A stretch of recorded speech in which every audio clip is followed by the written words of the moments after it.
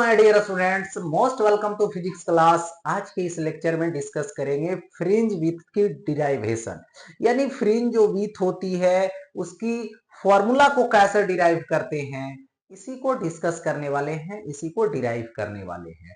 यदि आप चैनल पे पहली बार हैं तो चैनल को सब्सक्राइब कर लें और इस सेशन को लाइक कर दें, क्योंकि ये जो टॉपिक होने वाला है वेव ऑप्टिक्स में यानी 12th क्लास की फिजिक्स में बहुत ही इंपॉर्टेंट टॉपिक है और इससे बहुत सारे सवाल पूछे जाते हैं और बोर्ड में इसका डिराइवेशन भी दे दिया जाता है कि फ्रिंज विड्थ जो होती है उसकी फॉर्मूला को कैसे डिराइव करते हैं। तो यही डिराइवेशन करने वाला है, इसी को डिराइव करके दिखाने वाले हैं कि ये जो फ्रिंज विड्थ होती है वो कैसे डिराइव करते हैं और इसकी फॉर्मूला क्या होती है। तो चलते हैं यहाँ पे टॉपिक की ओर, फ्रिंज विड्थ की ओर। तो सबसे पहले बता दूं, इस इंटरफेरेंस पैटर्न को दिखाने का काम कौन किए? तो अंक्स ने किए, अंग जी ने किए। किससे किए? तो दो स्लिट लेकर किए, जिनका नाम ही पड़ गया YDSC यानी अंक्स डबल स्लिट एक्सपेरिमेंट पड़ गया। तो यही अंक्स डबल स्लिट एक्सपेरिमेंट से अभी हम लोग देखेंगे कि फ्रिंज जो विड्थ होता है वो कैसे डिराइव होता है और कितना होता है। तो सबसे पहले अकॉर्डिंग टू YDSC, है ना, यहां पे हमने क्या किया, दो स्लिट लिया, एक S1 लिया और यहां पे हमने S1 लिया और यहां पे हमने S2 लिया। चलिए ठीक है, और दोनों के बीच ये जो डिस्टेंस है, सेपरेशन है, वो स्मॉल डी है। ठीक है, स्मॉल डी है। इसके बाद हमने यहां पर एक स्क्रीन लिया। ठीक है, अब यहां से दोनों से लाइट वेव आएगी, यानी वेव फ्रंट के रूप में आएगी अकॉर्डिंग टू हाइगेंस। अब क्या होगा कि ये जो स्क्रीन आपने लगाया इसकी भी लोकेशन होगी, सेपरेशन होगी स्लिट से। इसको हमने कैपिटल डी दे दिया, ये कैपिटल डी है सेपरेशन। अब देखिए, कोई एक पॉइंट हमने कंसीडर किया, ये पॉइंट हमने कंसीडर किया, एक पी पॉइंट है और इस पी पॉइंट पे लाइट वेव आएगी और सुपरपोज्ड होगी। मतलब कहां से आएगी?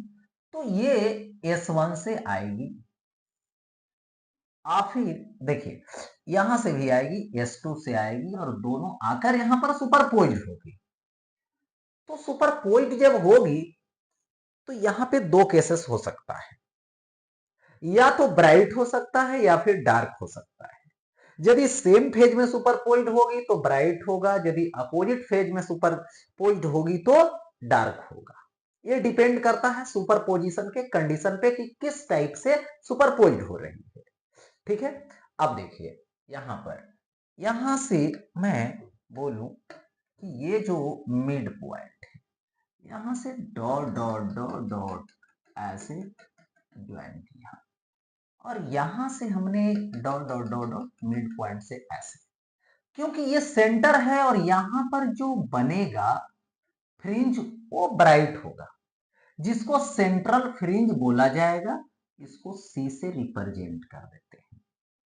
ओके, अच्छा, अब यहां पर ये एंगल बनाएगा, ये एंगल थीटा होगी और यहां से हमने क्या किया कि इस तरीके से dot dot dot dot dot dot यहां पे लाया, परपेंडिकुलर ड्रा कर दिया। ठीक है, या फिर ऐसे ड्रा कर दिया। अब बात आती है कि ए एंगल थीटा है तो ए एंगल 90 माइनस थीटा होगा, तो ये वाला जो एंगल होगा ना, ये वाला एंगल, ये वाला एंगल भी थीटा होगा। ठीक है, तो ये एंगल थीटा होगा। चलिए ठीक है, अब यहां से ऐसे ज्वाइन किए हमने, तो देखिए होगा क्या, ये जो पॉइंट है इसको कुछ नेम ऐसा ही दे दिया मैंने एम। तो इस पॉइंट से लाइट वेव ट्रेवल्ड की यहां पे आई और इस पाथ, इस पॉइंट से ट्रेवल्ड की इस पाथ से ऐसे, तो दोनों में कंपेयर किया गया तो यहां से S1P से MP, जो S1P है और MP अप्रॉक्स है और ये जो है एक्स्ट्रा पाथ है, यानी ये जो है से ज्यादा पाथ है, यानी दोनों लाइट की जब ट्रेवल्ड होती है इस पाथ से और इस पाथ से, तो ये जो पाथ है वो डिफरेंस बन जाता है, जिसको पाथ डिफरेंस बोला जाता है। यानी इसका नेम रख देंगे यहाँ पे डेल्टा एक्स, यही हो गया पाथ डिफरेंस। ठीक है, अब देखिए, तो यहाँ पे ये जो डेल्टा एक्स है वो पाथ डिफरेंस क्यों है? क्योंकि डेल्टा एक्स जो है वो एस टू पी टोटल में, देखिए क्या है, ये जो है से इतना माइनस करना पड़ेगा तब ये वैल्यू आएगा। ये हो गया पाथ डिफरेंस, इसलिए इसका नाम पड़ गया यहाँ पे पाथ डिफरेंस। चलिए ठीक है, अब देखिए ये थीटा है, ये डी है, ये सामने परपेंडिकुलर होगा, तो यहां पर हम लिख सकते हैं delta X perpendicular by hypotenuse D is equal to sine theta, यानी delta X is equal to, यहां पर हम दे देंगे डी साइन थीटा। ओके, ऐसा हमने दे दिया। अब यहां पर एक बात और कर दूं कि देखिए ये S1 और S2 जो स्लिट है वो अंश डबल स्लिट एक्सपेरिमेंट में कंडीशन है कि ये जो दोनों के बीच सेपरेशन होगी वो स्मॉल होगी, तो स्मॉल होगी तो एंगल स्मॉल होगा, यानी थीटा क्या होगा, थीटा जो होगा वो स्मॉल होगा, और थीटा स्मॉल तो साइन थीटा अप्रॉक्स यहाँ पे टेन थीटा होगा। तो डेल्टा एक्स जब लिखूंगा तो ये आएगा डी टेन थीटा, क्या आएगा, डी टेन थीटा आएगा। ओके, अब देखिए ये किसके लिए, कहां पे सुपरपोजिशन के लिए बात हो रही है, इस पॉइंट पे सुपरपोजिशन की बात हो रही है, तो इसको हम मान लेते हैं nth, यानी इस पॉइंट पे जो फ्रिंज बनेगा वो कौन सा फ्रिंज होगा, nth फ्रिंज होगा। ब्राइट का भी हो सकता है या फिर डार्क भी हो सकता है, और यहां पे इसकी जो लोकेशन होगी सेंटर से, तो इसकी जो लोकेशन होगी सेंटर से, इसको हमने yn से रिप्रेजेंट कर दिया। क्या है, yn है, मतलब पोजीशन है किसका, तो nth का, nth फ्रिंज का, कहां से, तो सेंट्रल फ्रिंज से, जो कि नेम क्या है, yn है। अच्छा, तो यहां पे delta X is equal to D रखो, और ये टेन थीटा, तो इस बड़ा सा ट्रायंगल में देखिए tan theta perpendicular by base लिखिए, तो परपेंडिकुलर जो होगा वो yn होगा, बाई बेस लीजिए तो यहां पे डी होगा। ओके, अब यहां पर ये इक्वेशन हमने फर्स्ट मान लिया। ठीक है, अब बात आती है कि ये जो nth फ्रिंज है वो हम दो चीजों में कन्वर्ट मतलब सोच सकते हैं, या तो ब्राइट सोचेंगे या तो डार्क सोचेंगे। इसलिए क्योंकि ब्राइट सोचेंगे तो डेल्टा एक्स जो है पाथ डिफरेंस अलग होगा, और जब डार्क सोचेंगे तो पाथ डिफरेंस जो है वो अलग होगा। ठीक है, तो यहां पर जो पोजीशन आएगा वो अलग अलग टर्म में आएगा। अब देखिए यहां पे आते हैं कंडीशन में, यहां पर लेते हैं for bright, bright fringe. Okay, तो डेल्टा एक्स जो होगी वो क्या होगी, एन लेमडा होगी। एन क्या है, नंबर ऑफ फ्रिंज, लेमडा क्या है, यहां पर जो आपने दोनों स्लिट से जो लाइट लिया, ठीक है, उसकी वेवलेंथ, ये लेमडा है, तो delta X is equal to N lambda. अब यहां पर लिख दूंगा फ्रॉम इक्वेशन फर्स्ट। ठीक है, तो यहां पर देखिए डेल्टा एक्स के प्लेस पे D Y N by capital D, ये आ जाएगा। देखिए यहां पे क्या है, D Y N by capital D, D small है पहले, D Y N by capital T is equal to N lambda. So Y N is equal to, इधर लेक्चर चले जाइए, ये हो जाएगा डी एन लेमडा बाई, देखिए डी मल्टीपल होगा, स्मॉल डी डिवीजन में जाएगा, तो ये आ गया। इसको क्या बोलिएगा? पोजीशन बोलिएगा। ये हो गया position, position of nth bright fringe, position of nth bright fringe कहां से? तो सेंट्रल से। चलिए, एक तो बात हो गई यहां से पाथ डिफरेंस के अकॉर्डिंग। अच्छा, अब यही केस अप्लाई करते हैं किसके लिए? यहां पर लिख देते हैं फॉर डार्क फ्रिंज। यहां पे क्या हो सकता है? यहां तो डार्क तो भी हो सकता है, ठीक है, यहां पे डार्क तो भी हो सकता है। यदि डार्क होगा तब देखिए, डार्क होगा तो यहां पे delta X is equal to 2n minus 1 into lambda by 2। ये क्या होता है? Path difference. किसके लिए? डार्क के लिए।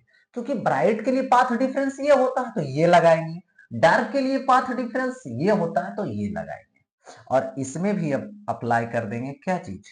यहां पर लिख देंगे फ्रॉम इक्वेशन 1, ठीक है।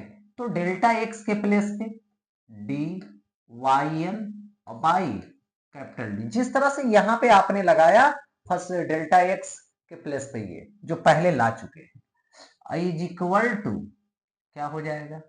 ये हो जाएगा 2n माइनस 1 और into lambda by 2। So Y N हो जाएगा, वाई एन हो जाएगा। डी इधर लाइए तो D into 2n minus 1 into lambda, और बाई डी आएगा तो ये हो जाएगा 2d। यहां से ये लिख लीजिए। तो इसको अब हम लोग क्या लिखेंगे? सो देखिए, यहां पे लिखेंगे पोजीशन है कहां से? सेंट्रल से। पोजीशन ऑफ nth डार्क होगा, dark fringe. Position of nth dark fringe कहां से? तो सेंट्रल ब्राइट, सेंट्रल फ्रिंज से। ओके, ये तो दोनों का पोजीशन निकाल सकते हैं। ब्राइट कहेगा तो ब्राइट का, कौन सा ब्राइट? तो मान लो जाए nth ब्राइट बोलेगा तो फिफ्थ बोलेगा तो n का वैल्यू फिफ्थ बैठा देंगे, फोर्थ बोलेगा तो n का वैल्यू फोर्थ बैठा देंगे, फोर बैठा देंगे। उसी तरह से डार्क में बोलेगा तो n का वैल्यू सिर्फ चेंज करेंगे, जौन सा नंबर का बोलेगा उसका पोजीशन इस फॉर्मूले से निकाल सकते हैं। लेकिन मुझे निकालना क्या है? यहां पर निकालना है फ्रिंज विड्थ। जैसे मान लो यहां पर होगा nth ब्राइट या तो nth डार्क, तो इसके यहां पर लेंगे तो क्या होगा? n माइनस 1 होगा, ठीक है। और इसकी जो लोकेशन होगी ये, इसको बोलेंगे y n माइनस 1।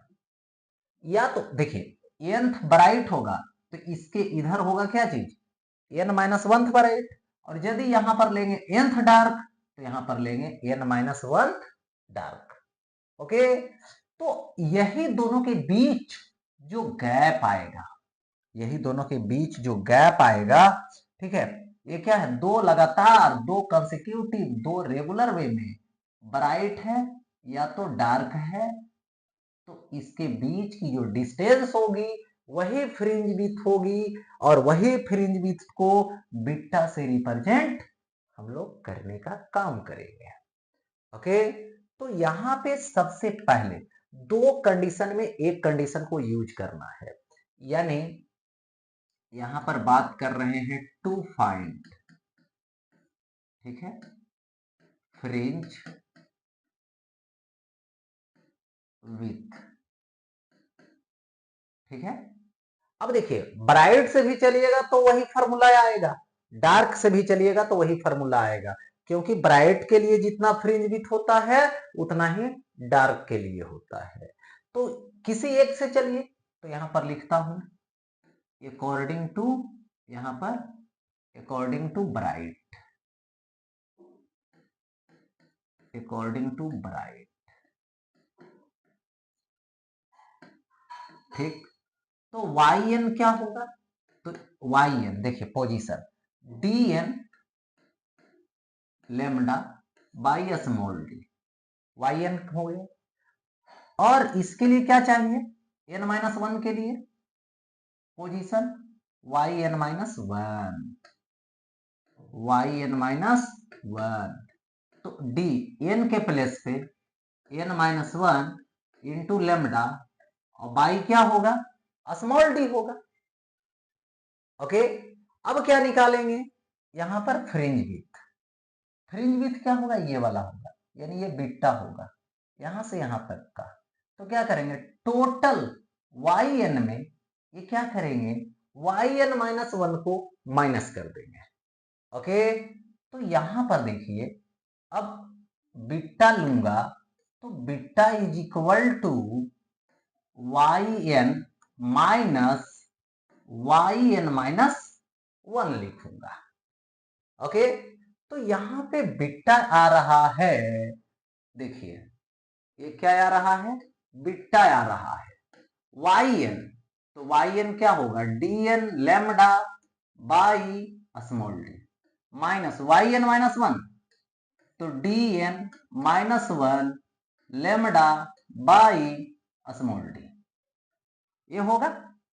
अब देखिए दोनों में कॉमन ले लीजिए, D lambda by small D, D lambda by small D, तो यहां से beta is equal to D lambda by small D common है, तो एन यहां से बचेगा माइनस एन, और माइनस करेंगे तो ये हो जाएगा प्लस वन, तो N N cancel, so beta is equal to D lambda by small D, यानी ऐसा हो गया।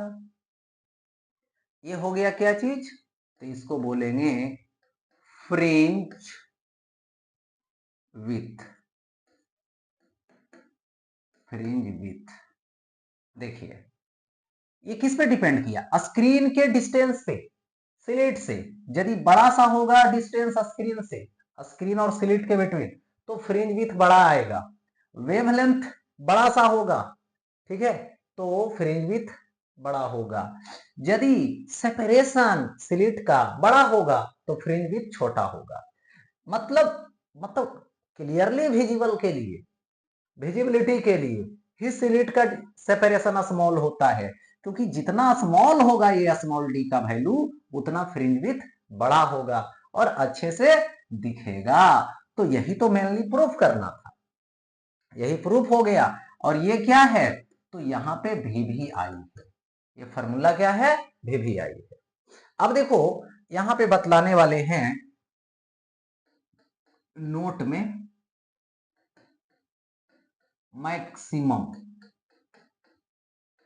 मैक्सिमम नंबर ऑफ ब्राइट, ठीक है, ब्राइट फ्रिंज। अब देखिए यहां पे एक बेसिक कंसेप्ट मिला है डेल्टा एक्स, जो कि क्या मिला, डी साइन थीटा मिला, यही तो मिला, ठीक है। हमें किसके लिए बात करनी है, ब्राइट के लिए, तो ये क्या हो गया, path difference D sine theta, जो कि मैंने प्रूफ कर रखा है। देखो delta x path difference D sine theta, इसी को मैंने कन्वर्ट किया था डी टेन थीटा में, लेकिन बेसिकली कौन है, डी साइन थीटा है।